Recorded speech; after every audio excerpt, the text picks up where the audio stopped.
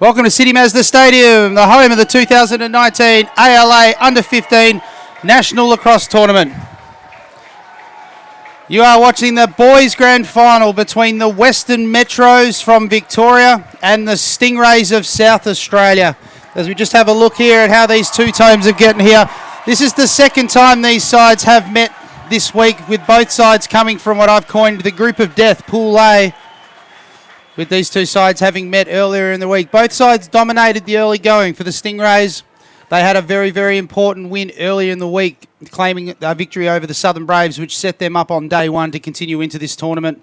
And of course, the Western Metros also got themselves a huge win as well over the Southern Braves. Last year's defending champions, knocking the Braves into third spot. That set both sides up to 3-0 when they reached the final round of pool play, where they met each other. And in a thrilling game, the Stingrays had the Metro on ice, only for the Metro to score the last 3 goals of the game to kick this one out. And ultimately, the Metros prevailed by 1. Both sides then made their way through to today's final, with the Metro claiming a huge win over the New Zealand yesterday. And then the Stingrays in the game of the tournament, scoring 5 unanswered goals and getting themselves out to a thrilling sudden victory win to book their place here today. Of course, today's officials, head referee Luke Keesing, are going to be joined by Connor Davies and Sam Green, arguably the best looking referee bunch we've had in a very, very long time.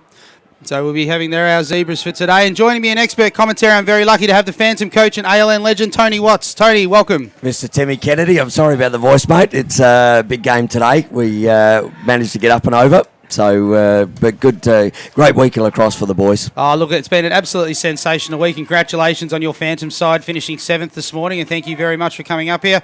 Prediction today, who do you think is going to get over the line? Look, I'm a big one on preparation, and I was watching the Stingray boys, while I'm SA orientated, watching them sit out the back for 2 hours shooting in the sun, and the Metro weren't. So if that has anything to do with it as far as preparation goes, I think the Metro might have an opportunity here.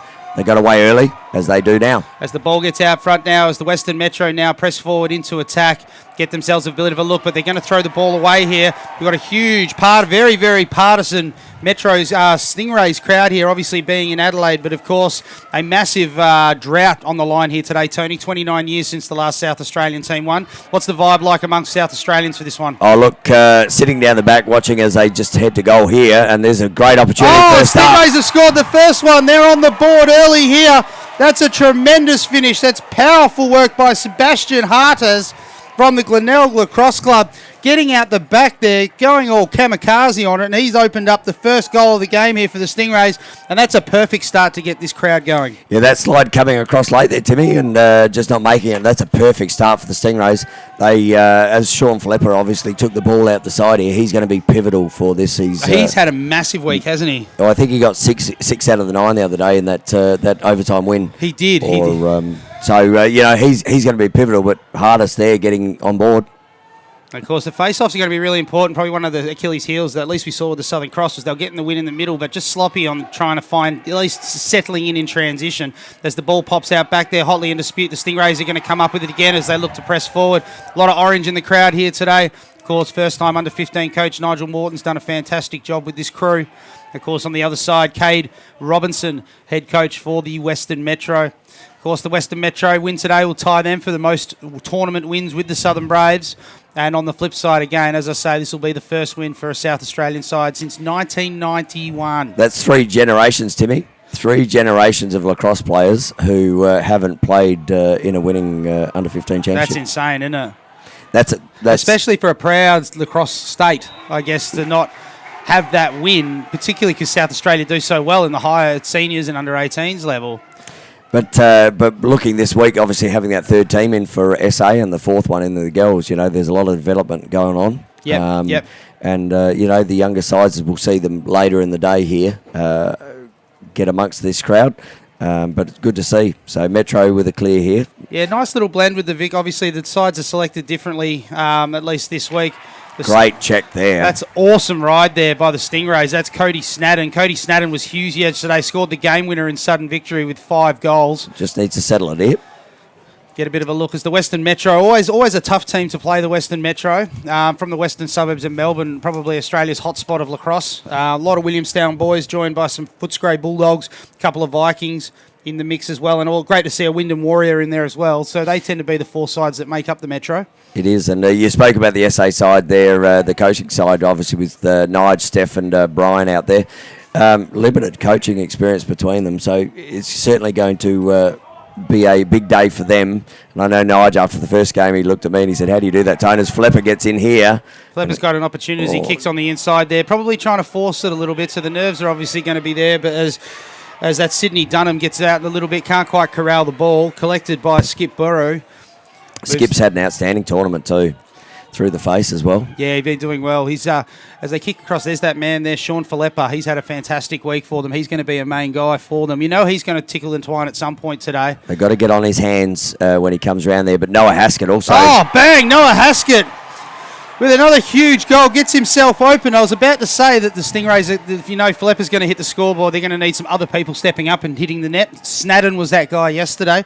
I've got a feeling Haskett could be that guy for them today. He's a sneaky. Yeah. He's a really sneaky, and they've got Hutto Rob who plays on that left-hand side too. So, you know, and he's obviously Noah's come from a keeping position into a left-hand side, but plays really good offense, holds the ball really well, and can drive in. So 2-0 here, Timmy, early in the first. Good signs for the Stingrays. Great signs for the Stingrays. That said, though, these Western Metro side have shown that they've certainly got the ability to fight, and they're a talent-laden side this year.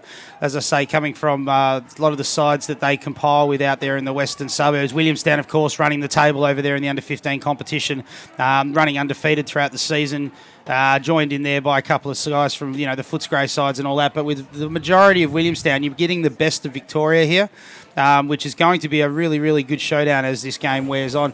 But it's all been the Stingrays early, hasn't it? It has, and the thing is that, you know, with 21 teams here this week, it shows where lacrosse is in Australia at the moment. It's up and about at that junior level, and that's through a lot of good work of a lot of people, you know, putting their hands up to really get this groundwork done. So congratulations to everyone involved in junior lacrosse at the moment. It's looking really good. Bryce Emery throws a little bit of a slip, goes to rip the outside shot. Bang! Bryce Emery. 5-hole right there. With the laser, popping that in from the outside there, hitting the deck, and that's a fantastic shot. Bryce Emery with the Western Metro's first goal. And that's what you do as a captain, isn't it? You see here on the replay, just little breaking ankles there. Steps down, 5-hole down low, and you know they've obviously been told to put shots on this keeper because down low he didn't get to that one. So yeah, Callan Lewis in the cage for the Stingrays got a massive job for him, and Broden Watson getting the start in the Metro's cage today.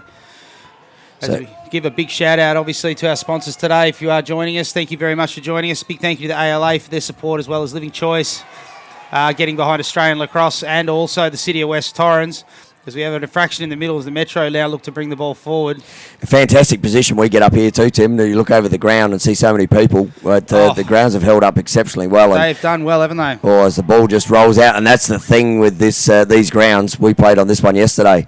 It is hard. It is almost like an AstroTurf. Yeah. And if you miss a pass, looks inside, bang! And we are back level again. That is a tremendous look there. That's Eden Hannah Roberts. He's been one of their go-to guys with the move on the outside as Cormac O'Doul slips in on the inside and finds himself free and makes no mistake from the finish there with Eden Hannah Roberts with the assist. His man just left him wide open in the middle there, and Cormac just sticking it down low again, 5-hole. So they know where they're shooting at the moment. It's been a hot start to this game as we're at 2-2, as we've got Lippy down there on the bench. Lippy, what's the vibe down there like with the crowd?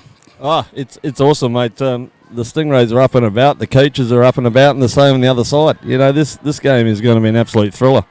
Well, if it goes like this, we could have a 21-21 game and bring that on. How good that be? An absolute shootout. I know there's probably some goalkeepers that are dying to hear that as the ball pops out in dispute here. The Stingrays look like they've got the run on the ball. Great pick up there. Kicks the ball across the side to Flepper.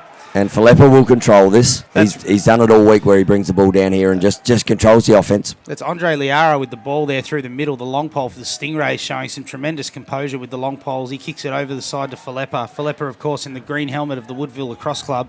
Kicks the ball across the top. Number of Woodville boys in this side. A few Glenelg guys. Very, very heavily Woodville and Glenelg. And they were the top sides in this competition this year. So at this age group, so Woodville and Glenelg were It really up is and the about. best of the two of them, isn't it? Sort of Well, best of SA and Victoria. And Glenelg had 2 sides this year, and they finished 2nd and 3rd Yep. in the competition. So, Oh, wow. to split their sides up for their development of the club was really good. And that's been given to me by the one and only Mr. Anley Semler, who coached one of those sides. So, but great to see. They kick the ball at X now, the Metro just having a look. They've had the run of the green probably a bit harder the last 5 minutes here. So Hannah Roberts steps the corner, looks to rip the shot there. Ring-a-ding-ding, puts that one off the pipe as it bounces off a little bit. Great collection there by Xavier Davis as he looks to dance with them on the corner. Big hello to all of you out there watching in Facebook land. Hello to you, Greg Mollison, sitting in New Orleans. New Orleans Watching the game. So wherever you are, please give us a shout-out. Say good day. We'll try and give you a shout-out in the broadcast as Emery steps on the inside. Manages to flick the ball out as Davis looks to try and collect it. Hannah Roberts is going to tippy-toe the line. Tiptoed the line there, didn't he? I think Luke Keesing was... no, he was all over that. All over that. All over it, keeping an eye on it as the ball just kicks around a little bit more. Back over to Tahu Rodick. And a great group of black and whites out here today too, the Zebras. Yeah. They're really, throughout the week, these guys have stood up and, really good to see these guys controlling this game. William Hayward with the ball now, looking to try and spin. You want to be careful to stay out of the back there a little bit. You're dancing with the devil if it might turn into it, but wouldn't be surprised if you do get a push call out of it, so I wouldn't dice with that. As he's just on the far corner here now. Hannah Roberts trying to collect the ball, loses it, so the ball's in dispute here, but Cormac O'Doul comes through, seems to have a run on it. Emery can't quite corral the ball and pick it up as it's still loose, but Emery's still playing with it a little bit. Mum always said don't play with your food. Just got to get it in his stick, don't you? And Eden Haddon Roberts there, just trying to do a little bit too much on the right-hand side. They've just got the ball into offence. Yeah, have you go, kick it up, move it on. So certainly a little bit of action here. The Western Metro certainly nice and active at the moment. Picks up a shorty. Steps. Bang! Oh, what a shot! Bounce. Puts it off the deck, and this ground will bounce if you hit it in the right spots, and that's Eden Hannah Roberts there hitting the deck. Let us know who you're going for, guys. Let us know on Facebook who you're going for. We'll get to see those love heart emojis flying in the coverage there. Let us know if you're happy with what you're seeing there. Great to see so many people joining. It's awesome to see so many people in here as the numbers creep up here. We are early on in here as we have a timeout. Earlier results today. Of course, on the women's side of the draw, we had a couple of thrillers to get proceedings started with the Waikato Gold defeating the Comets to claim 7th place in the girls' draw. And then we had the Storm falling to the Ice of Victoria 12-10 to score 5th place in the girls' draw. The boys' side of the draw, a couple of banging games as well. Tony, your Phantoms claimed 7th spot with a narrow win over the Northern Thunder. Great job from the Thunder too. Thunder had a great week, haven't they? Heads up, boys, because they had a fantastic week, and we've played them twice now, and we only got over them in that last little bit. They're a team I'm predicting next year. I expect to sort of be in that top 4 bracket. I think they've got a lot of young guys returning. And having guys like Fish coaching, and obviously the American boys, Rob Logan did a they're great job. They're in a really good hands. But also, as you can see, the crowd here, huge crowd building here at West Adelaide Oval as we sort of get into this game here. Of course, the other and the third place game, another fantastic result for New Zealand. They went 3 for 3 today with their boys claiming 3rd position with a win over the Southern Cross, and then Waikato Black claiming the win over the Stars by a score of 7-5 to win that one in 3rd. And then on ground number 2, completed earlier today, the Braves have claimed 5th spot with a huge win over their rivals, the Northern Warriors. Nice little rivalry there between the Warriors and the Braves. Used to have a billeting arrangement between the two sides whenever they went to WA and Victoria, so a little bit of a nice rivalry between the two. So good to see them playing on the last day, but the Braves prevailing in that one. On the far ground as well, in the background, you can see that's the 9th, 10th place off between the Hurricanes and the Lightning. And the Hurricanes getting the job done over there at the moment. They're 13 side, so they're their young development South Australian side. So a lot of names there you'll see in the big 3 sides, but they are leading the Lightning by a score of 3-0 as we're back over here in the face-off on ground 1. Nice little battle. Mano and Mano, we love that. Get some, boys. Get it. And the ball to be won. Ground ball to be won here. As Western Metro look like they've got the inside run on that as they look to press the ball into the defence. An opportunity here. A little bit timid there when they're trying to pick it up, but the Metro have gotten themselves out and about as they look to try and clear the ball. Oh, keep going. Papazoglu with the ball, picking it up, getting stripped there from the Williamstown lacrosse top. The Stingrays. Cody Snadden brings the ball back in. Stingrays trailing by 1 early going here in this one. 10 minutes to go. 10 minutes down in the first. And the defenders are pushing out really high here for Metro. Giving plenty of space behind it. I don't think the Stingrays would mind that just quietly, as you see Noah Haskett just popping off the backside there as we get a shorty picked up on there. And hello, Rob, with his first touch of the game, and he's lost his stick, so there's a stick for sale down there, Timmy. There we go, yard sale, ladies and gentlemen. As we look to try and clear the ball, Broden Watson with going for the touchdown pass, overshoots it a little bit, kicks a little bit. The bounce is a little bit gnarly here on this ground at the moment. Great bounce, though, as it goes forward back into attack for the Stingrays. It's really dry out there. Over the last couple of days with this heat, it's baked up and the clay underneath. And, the boys were complaining yesterday with their feet that they were really starting to hurt as Cody just steps in. And that one could be heading over. Just needs to get it up. But great work there from the Stingray. Well, he's gotten away with one there, though. That's an interesting one. That's one that the referees are slowly starting to work with, because it's an over and back in theory. Because But he hasn't taken possession of the ball. And it's a tricky one, because if you turn your stick over and you get it in the open part of your stick, well, then technically you're sort of in possession. That's why the recommendation is to use the back of the stick. So it's an interesting one. As Haskett steps in, good save high. Broden Watson there. So, yeah, we're still working on the over and back call there. So the ruling that we got this week was as long as they don't take possession of the ball coming through there. So a little bit of a flick. Interesting one, though, because you'd think that if you want to avoid that, you put it in the back of your stick. You think if you get it in your stick to flick it forward, you've actually taken possession of it. And that's where, though, from the offensive standpoint, that's where rule knowledge comes into it. Because if you're an attackman up there and you see the defender reach over to try and get that, surely you'd give him a bit of a nink or something to try and stop him from flicking it back. Need some assistance here, the long stick. Lara with the ball as he pushes it forward now into its. They have an opportunity here on the backside, but Haskett just holds it up. Slowing it down, as I say, sitting in front of you here. Great setup here at West Adelaide Oval. It's really good, this stadium feel, isn't it? I mean, we get this for our State League Grand Finals here in South Australia, but this is an outstanding venue as well. And we have a goal to the Lightning over there on ground number 2. As you can see in the top left-hand corner, we're approaching quarter time over there. The Lightning leading that, score open their account. The Hurricanes leading that one by a score of 3-1. Lightning winning their matchup yesterday, 8-5. You're going to want to be careful here just on ground 1 with the hold. And what a finish! Wow. Ryan Hutchins. Have some of that, they say. Oh, yeah, just caressed the inside of that pipe with a tremendous finish. Not a lot Watson could do about that one as they've swung across the front, as you can see here. Just beats his opponent, doesn't he? Gets stick side. Great stick change on the left hand and pops it down on the left. That's going to be the interesting strategy for the Stingrays, isn't it? Because the Western Metro have a pretty solid back line. So do you think that your opportunity there is to go through the short sticks? Yeah, absolutely. And they're almost not inverting them, but bringing them from the top so those slides come. But that was a great stick change on the left hand, from a young player that managed to just get the job done. Could beat his opponent, made it in. The slide come, took the ball out the other side, popped it down the left-hand foot. Really, really difficult for a goalie. Oh, fantastic flick out the front here. That's Spencer Walsh from the Footscray Bulldog. Kicks that ball out the front and gets the Metro back into attack.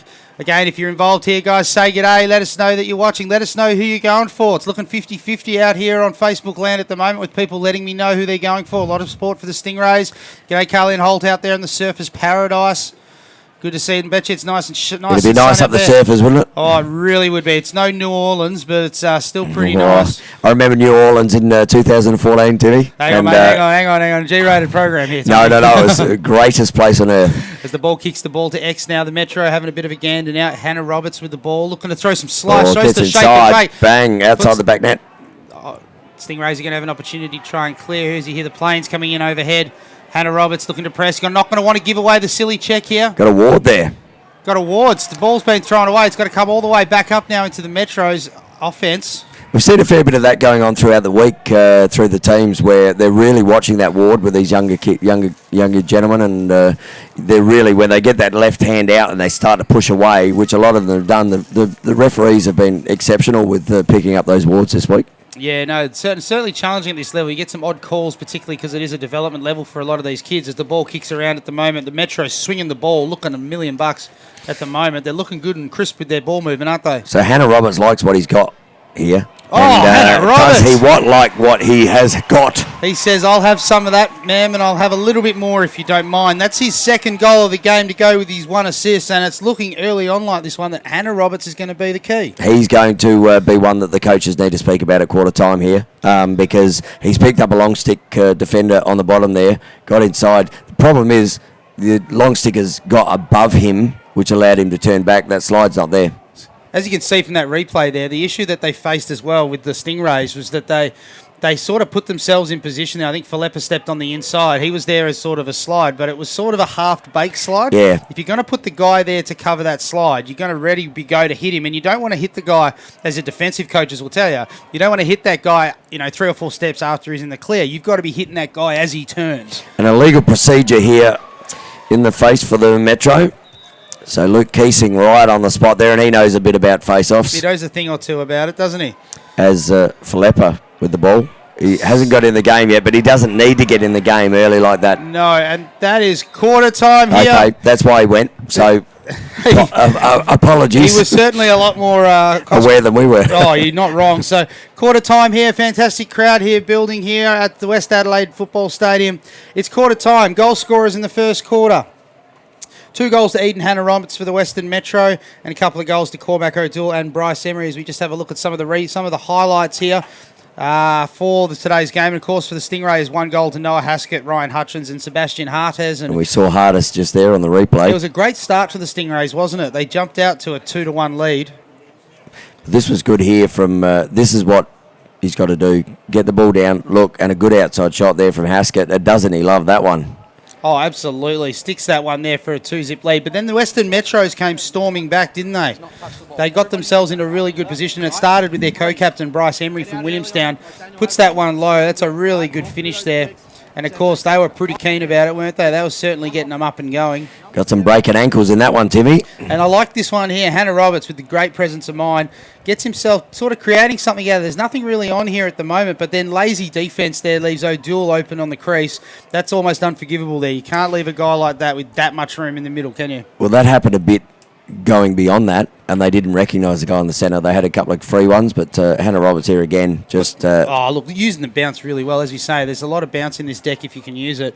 And yesterday we found with the games that we called, in particular Braves Thunder, that when the goalies were on, if you could use the deck, worked out pretty well there.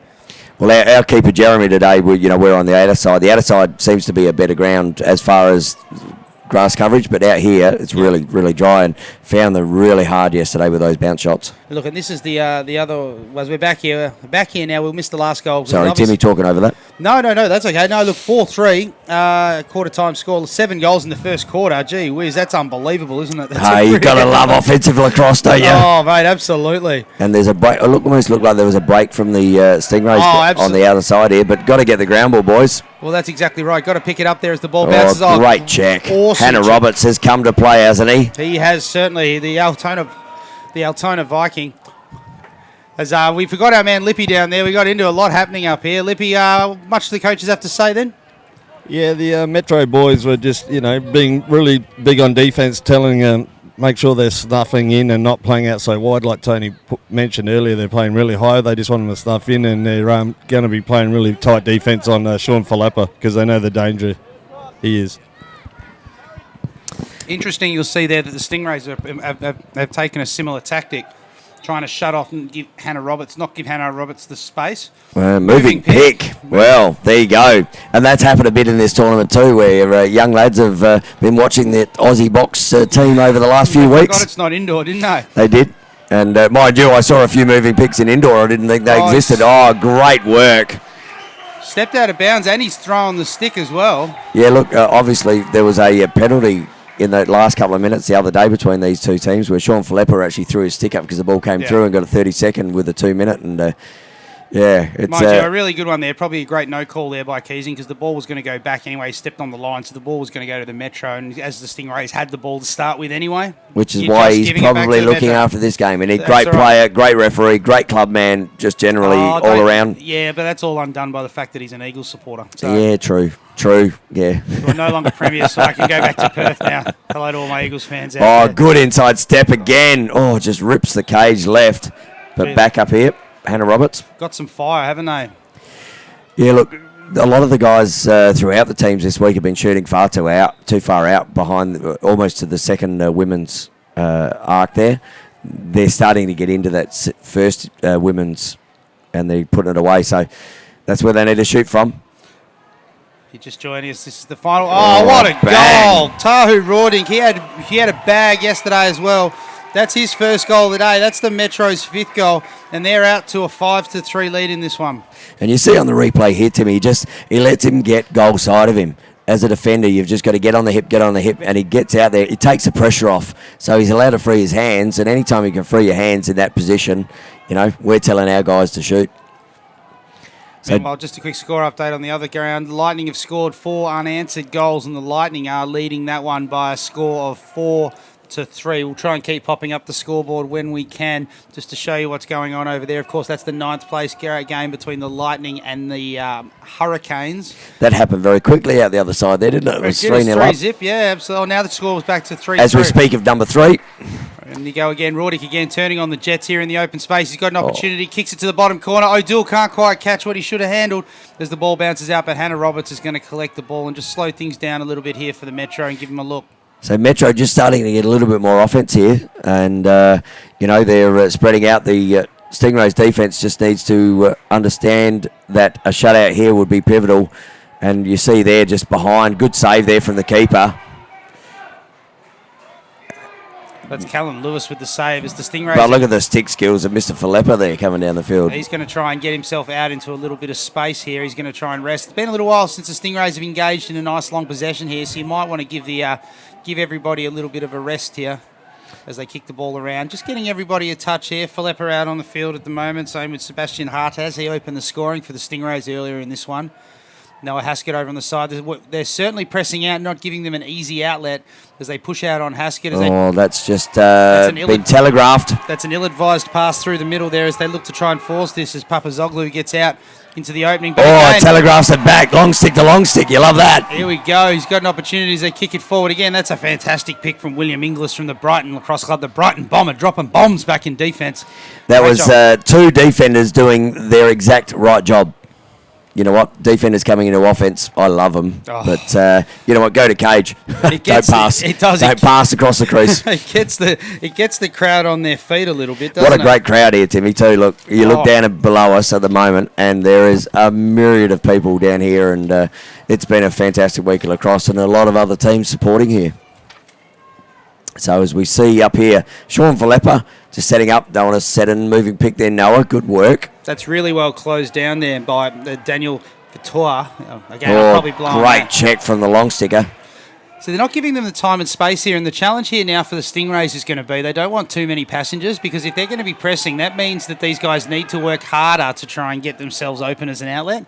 And at the moment, there's the pension. There seems to be a couple of guys on this side setting up for Filippa, but there's no outlets for him. At the moment, the closest Stingrays player, as you can see, is an absolute mile away. Well, the lefty there with a long stick just about to pick him off. So they're watching the ball carrier a lot. There's got a stall call on here very early. And Haskett, he'll go to the cage, give it the opportunity. Good look down. Great what a shot. Finish. That was a huge bounce shot there from the little man. He's done a great job there. Daniel Filippa. Another Filippa stepping up. Have a look at this one here as Haskett steps around the corner there. Great control, great foresight, draws the slide, and a really good finish. And that's that bounce shot again. He's put that one off the deck. Young Daniel Filippa has popped that one high off the ground, found the trampolina in front and pops that one through. And we are out to a 5-4 lead. And I think that might be a hydration break. They started it. We didn't have it in the first quarter, but they said after that, while the cloud cover's around at the moment, it's really warm out on ground level. What's it like down there at the moment, Lippy? Yeah, it's very sticky down there at the moment. There's no breeze at all, so I think it's got even warmer now. Yeah, it's getting it. So it's no. Do you want? No, would you prefer to be up here? No, mate. I was up there before. No, it's a bit better down here. That's for sure. You're not getting into the referee's drinks out the back there. Yeah, but there's no amber liquid, mate. Yeah, you two. This is another 15 broadcast. I forgot about that. I'm talking about the yellow Gatorade, mate. Yeah, that's what I thought you were talking about. Yeah, that's what I thought too. As big hello to everybody out there in Facebook land. We use this opportunity to say a big thank you to all of our sponsors, our broadcast partner, the Australian Lacrosse Association. Association. They give us a little bit of leash to do what we like. They're our fantastic partners. They support us in everything we try and do, good ideas and bad, but it's all designed to try and grow the sport, so we couldn't do this without their support. Living Choice, great supporters of lacrosse here in South Australia and supporters of lacrosse generally all around Australia, and the City of West Torrens for all their support in making this tournament a possibility here at the wonderful West Adelaide Football Club, City Mazda Stadium. It's a big crowd here that's on the ground level here. The seats are full. It's full around the outside. How's it look over there, Lippy? Nice full grandstand over here? Yeah, there's a nice full grandstand, but it's all orange and grey, mate. Yeah, it's well, you'd come to expect that. There's clearly a desire here to try and... there's a few orange suits out there too, just quietly. Yeah, the orange suits are what I've been particularly impressed with. This is why this is just the best tournament of the year, isn't it? Yep. Just the parents get out, fantastic crowd. You never know who's going to win. Every time you show up, you know, you can always guess a little bit, so it's really hard to predict how it's going to play out. Well, you looked at the start of the week, the Cross were on fire, you know, in Pool B. Oh, what a pickup. Sorry, Tony. No, you're right. No. That's a great pickup there through the middle there. It's William Holt from Glenelg, one of the Seahawks. Kicks the ball around now as South Australia now look to try and press. And, yeah, no, it's awesome. It's an awesome facility, isn't it? So do you think, looking forward, obviously SA's taken this step of bringing to a neutral sort of environment for a stadium ground. Do you reckon we'll see it in Perth next year in Optus Stadium? No, look, it'd be it'd be unreal to go to Optus Stadium, wouldn't it? I'm just thinking because I'm going to go and coach. Mate, it'd be fantastic if we could kick it out there, but I'm hearing rumours it might be Wembley Lacrosse Club would be the main lacrosse club we think they might host it. They've got a great bowl facility there, which is something similar. There's a huge save there by Broden Watson. Haskett again, he got away with one in the first quarter, but you know you got to play better offense than that to beat this keeper. That is a delicious clear there by Bryce. Broden Watson kicks it all the way up there. Longy to Longy again, but there we go. Hannah Roberts just goes, thank you. Bang! Hannah Roberts dropping bombs from the outside. That'll be 1, 2, 3, Timmy, I reckon. That's his third goal of the game. Look at this one from the outside. He's just gotten a little bit of speed. Faruga with the ball, loses just possession. That pick-off, just good check, but look at the recovery from that check. Bang! Puts that one down, and the pride of Altona, the Altona Viking, showing us he's got horns as he pops that one through past Lewis, and the Western Metro are back out to a 6-4 lead. Great pick-off there from the long stick, but, you know, there's nothing you can do when you put your stick out, but the check on that long sticker to then recover the ball and put a shot within 3 steps, that's exceptional, Hannah Roberts. Well, this is going to be the challenge now. It's because it's a matter of scoring in bunches because you're not going to be able to hold... Oh, that just came out, Tim. It did. Look, and for those at home, a face-off guy can have the ball stuck in the back of his stick off the back of a face-off. As he throws the swim move, tries the dive, and he's put it through. What a goal! Sebastian Hartas, what a goal! That's 2 for the day, Timmy. Diving off the back. That's highlight reel stuff. We might have ourselves a new goal of the week. As he takes the ball to X here, throws the swim move, goes to backhand dive. And isn't Mr. Keesing in perfect position for that as a black and white there. Absolute perfect spot. As we just see, there's a discussion here going on. I'm not sure what's happening here. As he touched the goalie on the way through there. Well, contact with the goalkeeper before it's crossed the plane would mean that there's no goal, but Luke Keesing in a great position there to make the call. He was in the perfect position there, Luke. So we watch here as we see the replay. Hardis, his first goal was all right, but that one there is, if this one is continued as it goes back to the centre, it will be. And you just see it come down the back here. I didn't think he actually made any contact with the goalie whatsoever. Hard to see from this angle, isn't it? Because Watson stayed down a little bit. Watch Keesing come up here. So Keesing comes up, great position. Oh. Well, the question there is who's initiated the contact, and that's the battle that we have here as referees, because Broden Watson's come out to hit him. He came out to hit him. He's dived across it. Interestingly, with the new NCAA rules, they're actually encouraging that. They've allowed the dive again. Yep. But provided you're diving away from the goalkeeper, and not that's into allowed. Him. So Watson's come out of the cage to initiate the contact. I think that's a sensational call by Keesing on the corner there. You saw him get in great position there too. I mean, we talk about players, but then we should talk about the Zebras. Yep. You watched him where he was. He was in perfect position for a shot, perfect position to see. But as that guy came in, he was on the right line. Yep. And that's great umpiring. That is a fantastic goal. So what a goal! That might be the goal of the week there. Hardest with 2 goals as the ball pops up there. Ball loose. There's going to be a hold there. So what do you reckon down there, Lippy? You like that one? Yeah, that Leaks call was a close one, but he was in the position like you said, so it was all clear. The Victorian guys didn't agree with it, but of course they wouldn't because it was a goal. And the SA boys were happy with it? Well, they just said good goal and just moved on. Like it. Well, the silent majority, they would have been happy with that. Oh, as he rips one low. No here. goal. No goal. Hang on. That'll be a penalty. We've got a ward. Okay, so we've got a ward on the player behind, and Philippid's not happy with that at all. So the goal waved off. There's no goal there. So it wasn't on the actual goal scorer. No. Sean Philippid down the back there, just getting past his play, stuck the hand out. Connor Davies making the call there up on trail. So nice work looking at the off-ball stuff as Emery looks to try and clear the ball here. He's got legs on him, this guy, as he takes the ball out. You don't want to be silly here. Oh, nearly went offside there too. Look at the pace coming in, and that's a great knockdown. Piece there by Andrea Lara. Timmy, I always say when I'm coaching, you get 5 knockdowns or interceptions, you win most games, and that's one. That's a really, really good one there. As we might have... No, they're okay. There was a foot on the line, but they had an extra player back as they turn the corner there. Oh. Looks to step on the inside. Pops that high. They're having a real crack here, and they're going to get the ball back here. Found the game's been allowed to flow here. Not a lot of flags, which has been good to see. I think they've sort of saying to the guys, it's time to get after this a little bit. And seeing some fantastic lacrosse. And you often see that without that stop-start lacrosse, and everyone knows, they don't cross the boundary. I think it's a great way to referee the game, and you want to stop those ones that really matter, but the ones that that are not there as he comes around, bang! Sticks the corner and tells him about it. What a fantastic goal! We are tied again, and just like that, Cody Snadden has been around the place all week on the goal scorers, but you just see Snadden again just gets top side and. The slide there coming from the short stick just wasn't quick enough, and Bryce Emery couldn't get there, the vice captain. How's the feeling down there on the insofar as momentum, Lippy? Are the Stingrays up and about, or are they all pretty calm and collected on both sides at the moment? Yeah, no, the Stingray boys are up and about, mate. It's a little bit more quieter on the Western Metro side, but the Stingray boys are up and about. And you can see that on the body language at the moment, whether the coaches have told them to sit on the bench. But I always find, when my boys are up and about, they're all wanting to be right behind you, talking in your ear. And when they're sort of off a little bit, they're sitting on the bench. Broading brings the ball out now. He's got himself some space with that glorious flow. Look at those locks go in the wind as he heads down. We've got a timeout charged by the Western Metro. So 3 minutes and 46 seconds to go here in this quarter.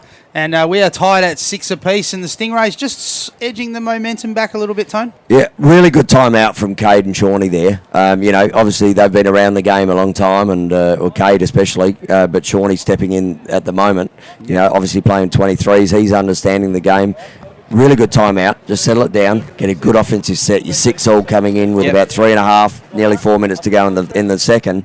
If you can get a goal here, that stops all that momentum that the Stingrays have had, and they've done it quite easily those last couple of forays into the forward line.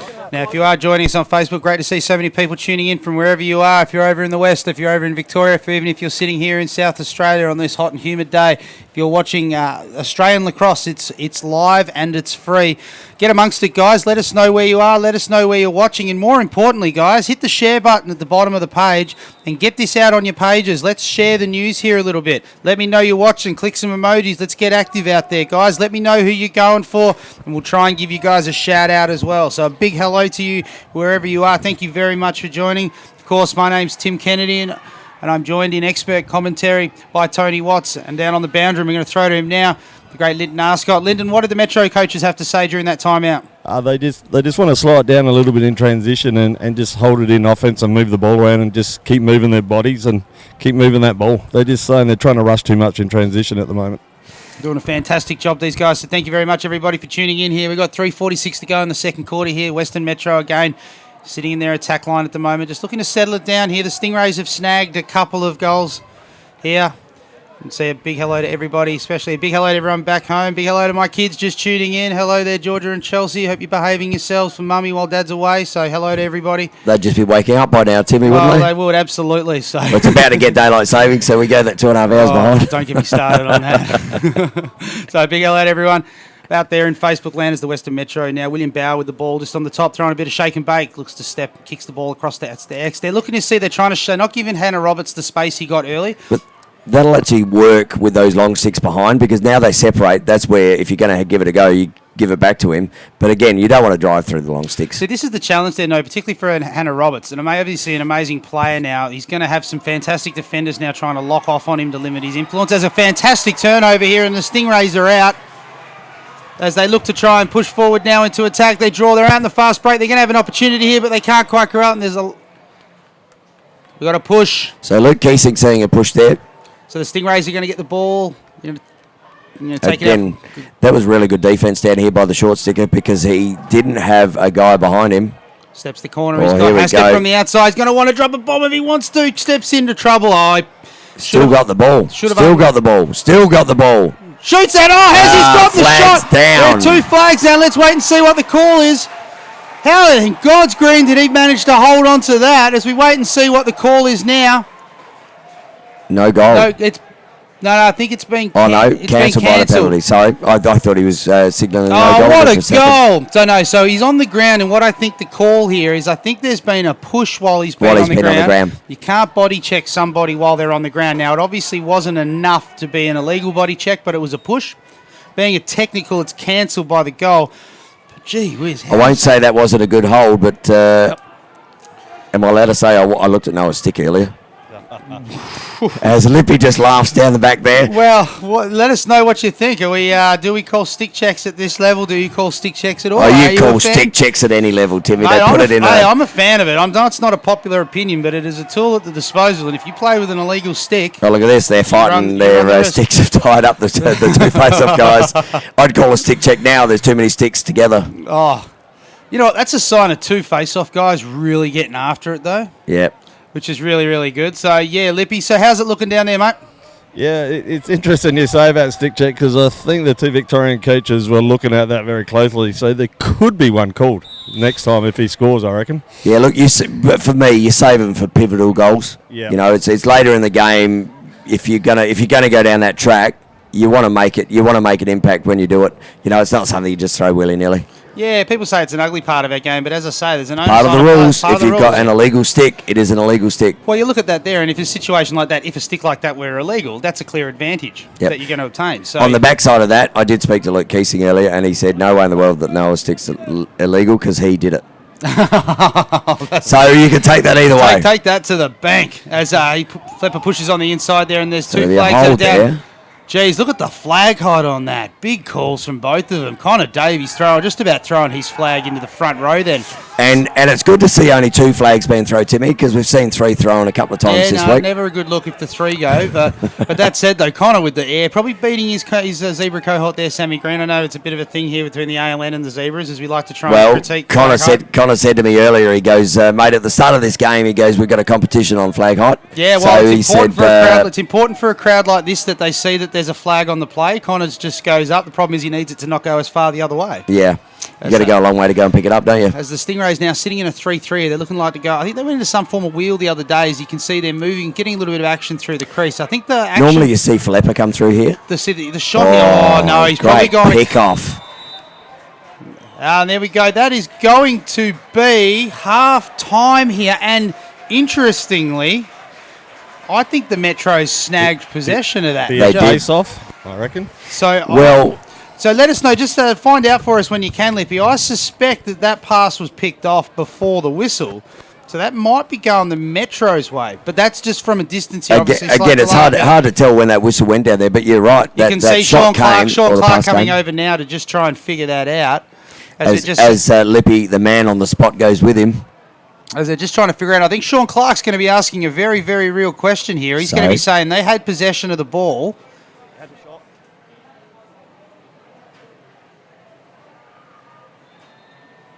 Oh, no, this is the contact.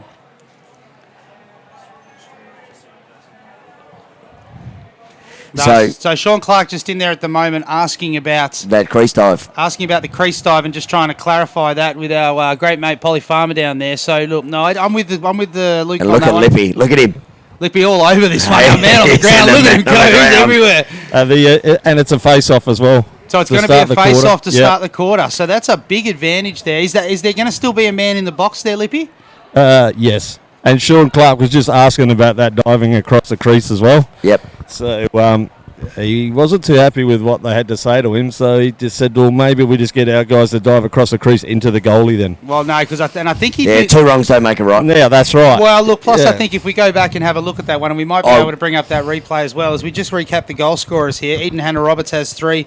Rawding, O'Doul and Emery has 1 apiece for the Metros. And for the Stingrays, we have 2 to Noah Haskett and 2 to Sebastian Hartaz, Philippa Snadden and Hutchins with singles apiece. As we just try and have a look here, we'll see if we can bring up the replay for what they're talking about here at half-time. And it was a massive crease dive, arguably the goal of I think it was the goal of the tournament, I think, given that he's taken the ball out of the middle. Well, he got it stuck in the back of his stick almost. He's popped it, taken it to X, thrown a delicious swim move at the bottom. It was delicious. It'll be like that down at the beach house tonight, mate, on the water slides. Beautiful. And then a great little swim move, and then goes inside with the dive. And I think the key is that he's dived away from the goalkeeper and hasn't initiated the contact. So we're just looking for the replay, see if we can bring that up. We might have that one after the break for you, but we're probably going to take a quick break here in the meantime. Just a score update from ground number 2. The Hurricanes are out in that one by a score of 6-4. But it's half time here, and the Stingrays are leading the Western Metro by a score of 7-6.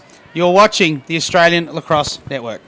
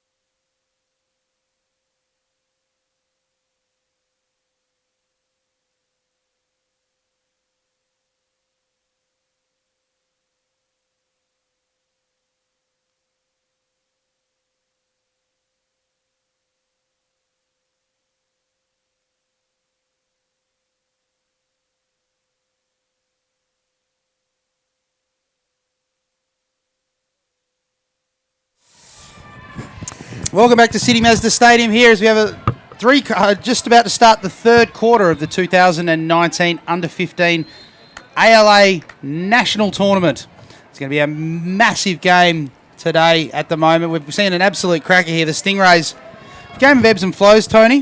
The Stingrays sort of got out, Metro got back, Stingrays back, Metro back, and then at the moment, the momentum's certainly sitting with the Stingrays. Yeah, I think that halftime break came at the right time for the Metro, and they've had a chance to reassess. And a quick one out of the face here, if they can get one, and get going into their offence. But there's a ball to be won on the ground. Here's a pivotal ground ball now. They're all just throwing sticks at it. Great ground ball, and that's what it's all about. Get the ball in your stick, you can play attack. If you don't get it in your stick, you're playing defence.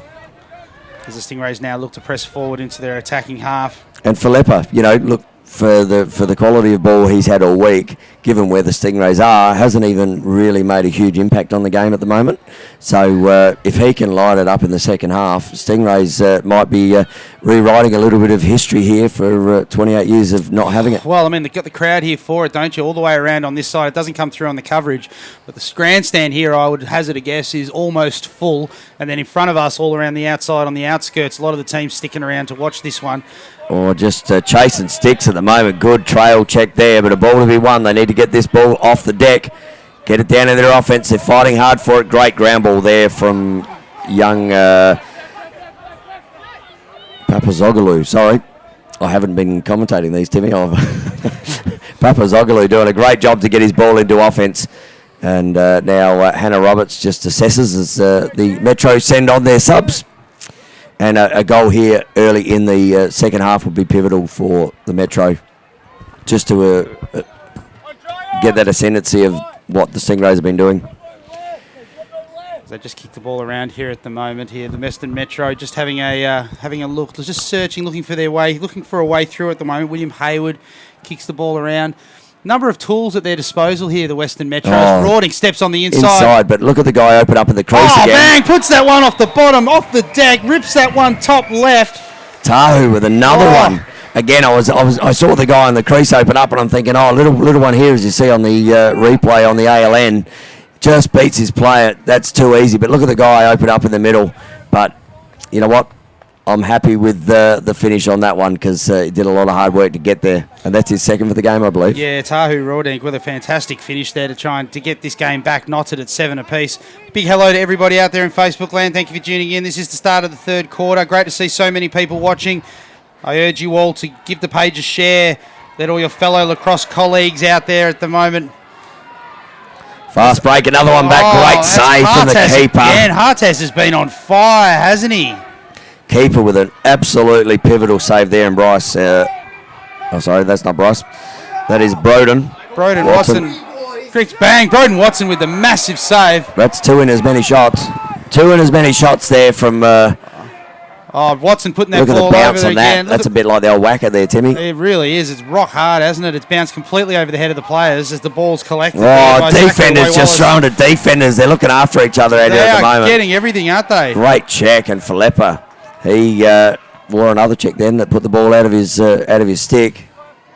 But defenders picking off defenders. You love it, don't you? Oh, I do. It's really great. It's good. Thank you very much, everybody, for tuning in. Great to see so many people. Let us know who you're going for. As a lull comes over. Oh, great check up the top there. Ball's loose again. Zachary Wallace off to the cage. And if he can get one here and turn one over from that defensive strip, that is going to be an outstanding. Looks inside, just misses the handle.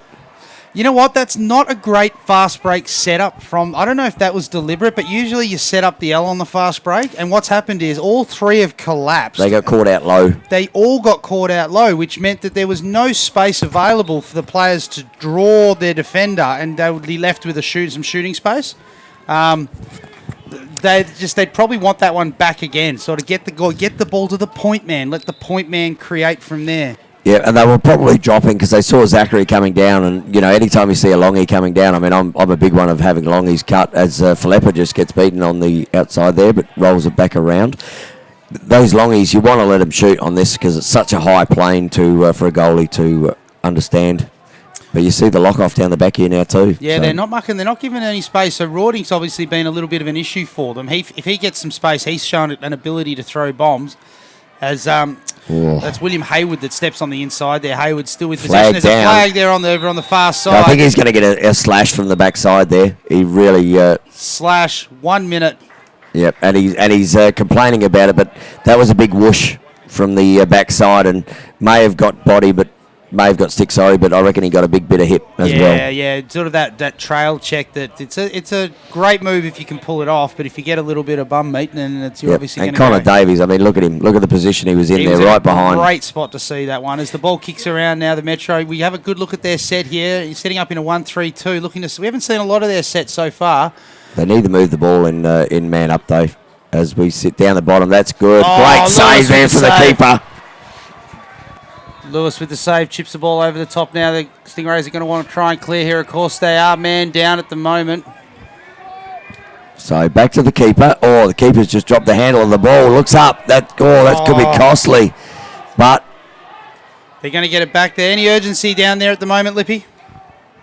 Oh, opens in the middle, and there we go again. Oh, that one's hit himself in the feet and just about come up about 3 foot over the goals. That's a great chase there on the back by Andrew Vigar. So open in the crease, goes the bounce shot, almost hits his feet, and it's gone 3 metres over the goals. That's right. Shows Andrew the bounce Vigar there. in the background there. Great to see the blue and gold lid of the Eagles lacrosse club running around on the field as he's got a great backup. Oh, another great pick off there. Really lacking a bit of composure. Sean Philippa is a better player than that, and given the running game that he has, he won't be happy with that shot up or pass up the ground, especially with the long stick staying there. Well done by the Metro. So we're at 8.5 minutes to go. We're approaching a hydration break here, so we can expect a break shortly as they line up on the side here. That's Bryce Emery with the ball. Rips the shot. Lewis makes the save. It's that one he's got to settle on. It's that outlet he's got to settle on. Filippo looking to try and turn the Jets on. Pops the ball up to the halfway line. The Stingrays are out here. They've got a 5-on-4 if they can make the most of it. Draws one player. Haskett can't quite corral it.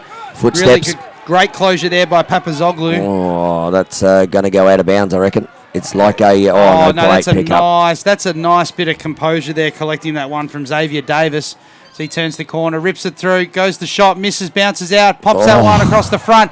Metro are going to get the ball back, backing up. And you think as a coach at this time, and you can see Sean Clark out there just going, settle it down, settle it down, settle it down. But you know, there's limited opportunities in a game, and if you don't take them on the other end of the field, you can literally have it done. As we see here, I think the hydration break being called there by Pollock.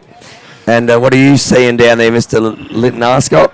Yeah, what you just said there, Tony. The Western Metros are playing really smart. They're got their heads in the game and they're not rushing the ball like you said. Sean Clark's trying to tell them just to hold on a bit. The Stingrays, coming out of defence like you said, Sean Filippo, who's got speed, just goes for that long pass because I think a few of the Stingray boys are suffering with this heat at the moment. Yeah, it's pretty warm, isn't it? And I'll take that back to the fact that for 2 hours they were sitting down the back here while we were playing, shooting the ball. Yep. It's hot out there. You're in a championship game, 1v2, and you've got the guys out the back on their feet going. Will that impact the rest of the game? I don't know. Interesting to see because, the Stingrays ran over the Metros on the last occasion. As we just take a moment here to use this break to thank our sponsors, our broadcast partners, the Australian Lacrosse Association. The Australian Lacrosse Association, they've done a fantastic job in supporting us and helping us get on the ground to be able to bring this lacrosse to you. Also, our tournament sponsors, Living Choice and the City of West Torrens. Out on ground number 2, it's all happening. The Lightning have come back and they've taken the lead. They lead that one by a score of 8-7 there in the dying moments of the third quarter over there on ground number 2.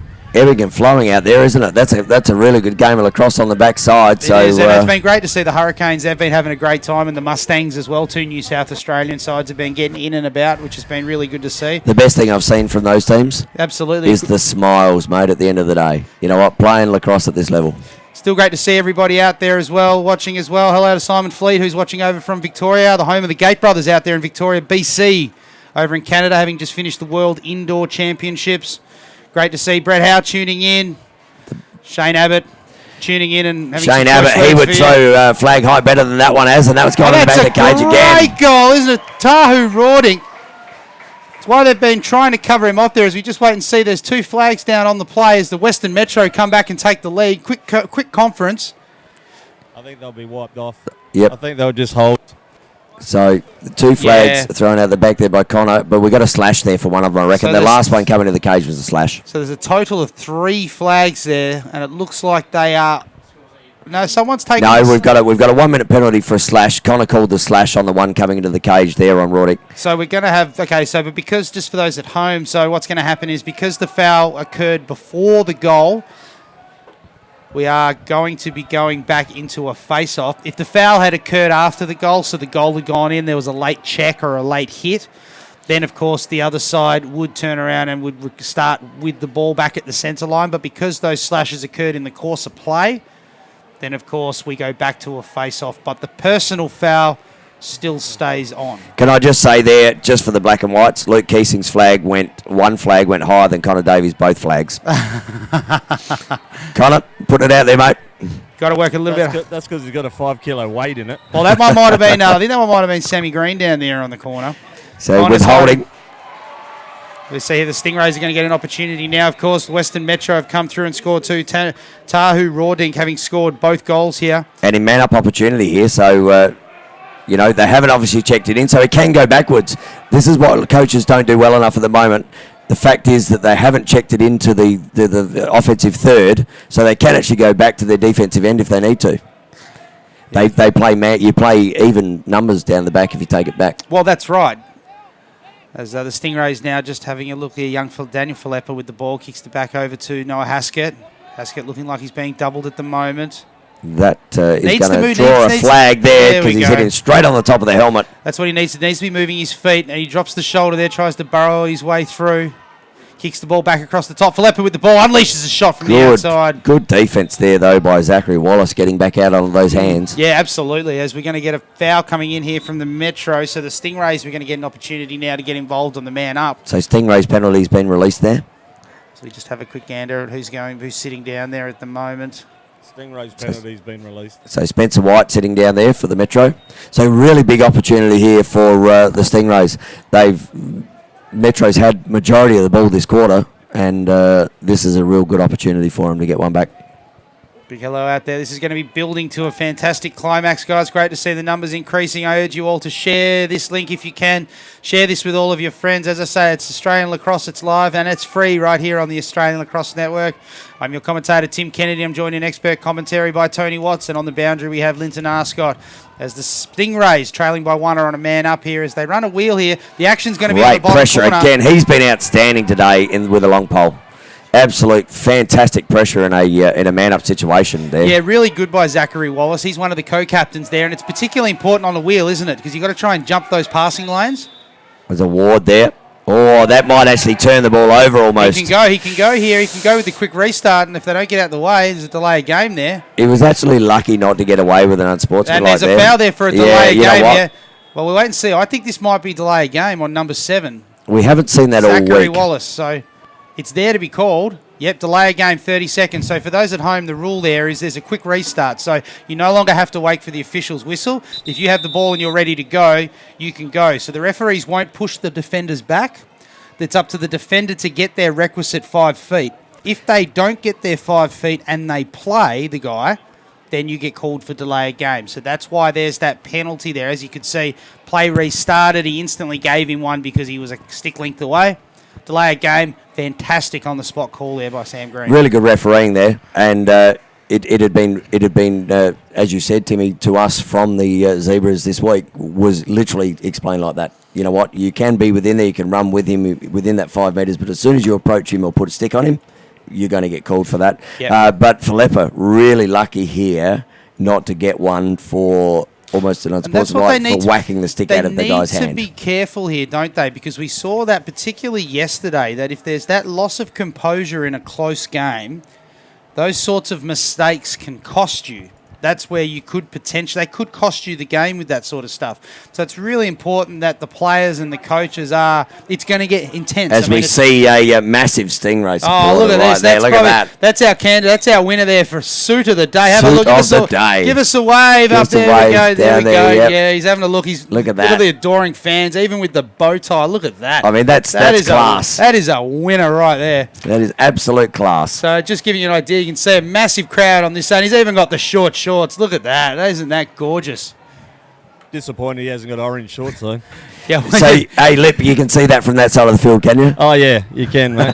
and you know what you're just talking about? Players getting heated. Yeah. Yep. The coaches are getting very, very heated. So which coaches seem to be heating up more than others? The Stingrays, right? Okay. Well, it's funny though because the Metro are 2 players down. They've just had a player released, which is odd because they've just had a player released.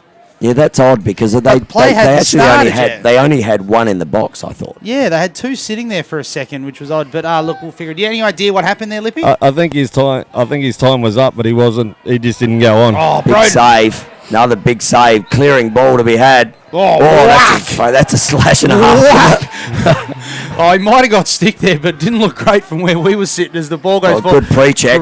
This could work for the Metro here. And if the Stingrays don't want to get one, look Anna inside. Roberts has got O'Toole on the inside. And that ball, you can see it racing away once it gets out of the stick. It looks really green on our screen here, Timmy, but it's quite dry down there. So again, big shout out to everybody. It's great to see the crowd building up here in Facebook land. Great to see so many people joining us. And again, I speak about opportunities, but Cormac there with an opportunity just to catch it inside. These younger players sometimes want to throw the ball before they get it. And, these will be pivotal coming towards the end of the game. They call it spending. Oh, that will be a slash. That will be a flag and a half. There's a flag down there. Absolutely. Come across the back of him there, Xavier Davis, and has given him one, and he's unlucky not to get another one there. He's going to be hanging. You can see the flag there in the play. So he's just come across the back hip, been beaten, and whacked him straight across the back. So that's going to be a slash. We just got to stop. What's going on down there, Lippy? Another flag here. I think he might be in for 2 here. Yep. I thought he might have got one for the first one on the backside from this side, but it looks like there's one on the helmet too. So we'll listen up. Only got 1 minute. Yeah, only the one. So only the one. Yep. I tell you what, the rays of the sun is beaming out at the moment. You're looking very tanned out there, Mr. Lips. Well, I need, mate, that's for sure. Yep. So another opportunity here for the Stingrays in man up. Last time they got shut down at the top here. Yeah, because what they're doing, and really key for a wheel particularly, they're going to send Philippa from 7. He's going to come down and cut through the middle in a second. And then it's really important now. 19 is going to come over and you're trying to compress the Metro. You're trying to draw them. So the key for the Metro is to jump that passing lane. The point of the play is to get Philippa open down here in this particular area. They're just not moving the ball quick enough in offense. It's that disconnect between the top centre and trying to kick it down to the 45. And he's got some motors here. As the Metro now are going to no doubt be looking to try and find a way to kill that with the Stingrays trailing by 1 at the moment. We are looking down at 3 minutes to go in the third quarter here. The Hurricanes are back up over on ground number 2, leading that one by a score of 9-8. A thriller over there. It looks like we just have a goal score by the Lightning, so that game might be tied at 9 apiece. Hannah Roberts just, the penalty's about to be released here, so we're even back in numbers. Hannah Roberts, he's done a power of work early in the game, and he'll be one they're looking for to get towards the end of the game to maybe put some scoreboard pressure on as well. So ball up the top here. They just kick the ball around at the moment, the Western Metros. They're just having a look at the moment. Haywood. In no real rush. Do you think that just the heat of the game slowly starting to come out of it with the heat on the field? Lippy, I mean, you might be in a better position to answer that. Do you think how are the players tracking at the moment in the heat? Are they starting to wilt a little bit? Well, and I think the smart thing that the Western Metros coaches, great ground ball, players told them to do, the coaches told them to do is hold possession and play smart. Where I think the Stingrays are just trying to run and gun too much, and they're suffering a fair bit, some of their players. Yeah, interesting to see what the call is going to be there. He's tried to go the swim move, and they might be bailed out here as they put one wide, but there's a flag on the play.